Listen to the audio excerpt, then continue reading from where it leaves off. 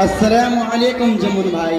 वालेकुम सलाम रहमतुल्लाह। सेठ जी क्या हाल है और कैसे कैसे तशरीफ ले आए हैं? हम इधर से गुजर हुआ हम उधर से आए।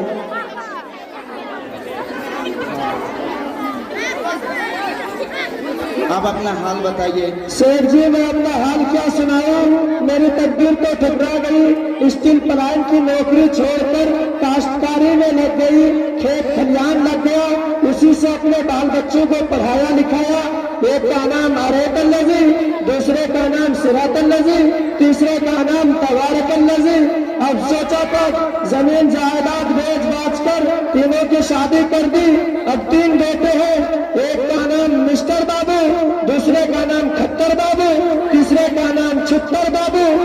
मिस्टर बाबू को DA पास करवाया, खट्टर बाबू को इतक बितक करवाया और छुट्टर बाबू को ग्रेजुएट करवाया। अरे जमुन भाई, ये ग्रेजुएट क्या है? सिविल मोबिल का काम है क्या? अरे मुकद्दर भाई, आप सेठ बन गए, आपका ग्रेजुएट पता नहीं? ग्रेजुएट तो पढ़ाई का नाम है। अच्छा जमुन भाई, अब ग्रेजुएशन बोल रहे हैं क्या? हाँ हाँ हाँ हाँ हाँ हाँ, वही ग्रेजुएशन बता रहे हैं, वही हम भी कह रहे हैं जो छुट्टर बाबू को ग्रेजुएशन बना दिया। अरे जमुन भाई, आप अपने बेटे को इतना पढ़ाने लिखाने के बाद भी आप इस तरह परेशान और फटीचर क्यों बने हुए हैं जमुन भाई?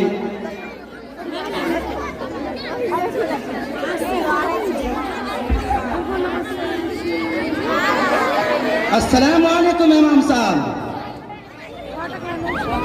वालेकुम सलाम सेठ मतन खान साहब, खैरियत तो है? जुम्मन चाचा से बातचीत में मशगूल है, कोई खास बात है क्या?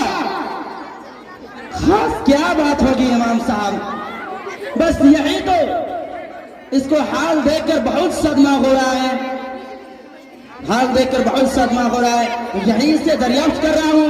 बताइए ना जुम्मन भाई, आप इस तरह फटीचर क्यों बने हुए हैं? क्या बताएं सेठ जी, बीवी मर गई, जमीन जायदाद बेच बाच कर बेटी सबकी शादी कर दी। मैंने सोचा था कि मिस्टर बाबू को DA करवाया तो इसकी शादी में 6-7 लाख रुपया हाथ लग जाएगा, और खट्टर बाबू को बीटेक करवाया तो उनकी भी 4-5 लाख रुपये मिल जाएंगे। लेकिन दोनों संधि बहुत कंजूस और मक्खीचूस है, एक फूटी कोड़ी ही ना दिया।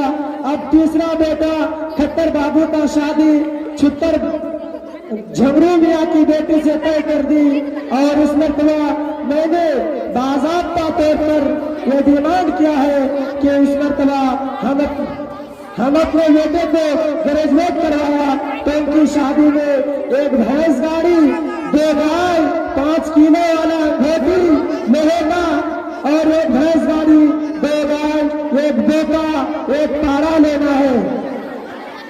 लेकिन सब बात तय होने के बाद लड़की वाला टाल मटोल कर रहा है। अच्छा, लड़की वाला टाल मटोल कर रहा है, यानी टगर मगर कर रहा है। उसका नंबर है, मोबाइल नंबर है, दीजिए तो जरा।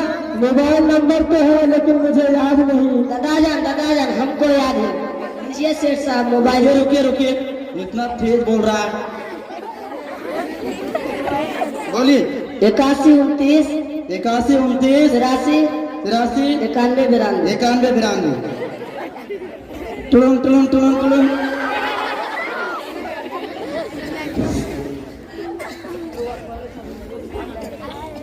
टुलुम। हेलो झगड़ू मियाँ, आप कहाँ पर हो? मैं घर पर हूँ। जल्दी आइए। जी अस्सलाम वालेकुम मुकद्दम भाई। वालेकुम सलाम। अब जहां भी हो मुझसे अभी फौरन मिले। ठीक है, मैं अभी आता हूँ। आइए। अस्सलाम वालेकुम। वालेकुम सलाम। कहिए कहाँ गए थे झगड़ू मियाँ? क्या बताऊं सेठ साहब,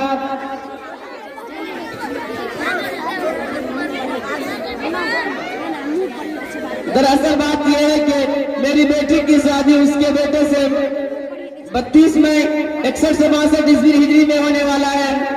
क्या बताएं, इसी के इंतजार में इतना परेशान हूँ, क्या बताऊं। बेटी के बेटों के शादी करवा दी, सब अपने बीवियों को लेकर अलग हो गए, जमीन जायदाद भी नहीं, तिलक सलामी और जहेज सामान की तैयारी करने के लिए इतना परेशान हूँ। और मिट्टू बाबू साहब से 2 लाख रुपए सूद पर लिया हूँ और कुछ लोगों से चंदा किया हूँ, तो 25,000 रुपये आए हैं। बड़ा अच्छा मौका है। वैसे तो आपसे मिलने का इरादा था कि बाकी खर्च सेठ मदन खान से ले लेंगे, आपने मुझे बुलवाया तो बहुत खुशी हो रही है। क्या आपसे मैं कुछ कहें? कहो झगड़ू मियाँ, क्या बात है, बोलिए। जी सेठ साहब, कम से कम आप 20,000 दे देते तो मेरा कुछ काम आ जाता। अरे झगड़ू मियाँ, आपको पता नहीं मेरे घर में 53 आदमी का खर्चा है, और इसके अलावा लोगों को खैरत व सदका करने के अलावा और मुझसे मेरे तरफ ही उम्मीद भी खत्म कर लो, क्योंकि आपका बेटा इंजीनियर है, आपका दामाद ग्रेजुएट है, हैंडसम है, इसलिए आप कहीं से भी जमुन भाई की फरमाइश पूरी करो। सेठ जी, आप गुस्सा ना हो तो एक बात कहिए। वैसे तो आपके सामने मुंह नहीं खोलना चाहिए, छोटा मुंह बड़ी बात लगता है। आप जो जुम्मान भाई के धोखा बिचवा रहे हो, कहीं उनके दलाली तो नहीं कर रहे हो ना? भिखारी दो एक कोड़े का आदमी नहीं। सेठ जी देखिए, सेठ जी देखिए सेठ जी, समझे जी, सेठ जी बहुत गुस्सा गए हैं। आप यहाँ से जल्दी रफू चक्कर हो जाए, ठीक है सेठ जी? बोलिए, क्या हुआ? हमारे समझी बहुत गरीब है, आप उस पर इतना गुस्सा हुए नहीं।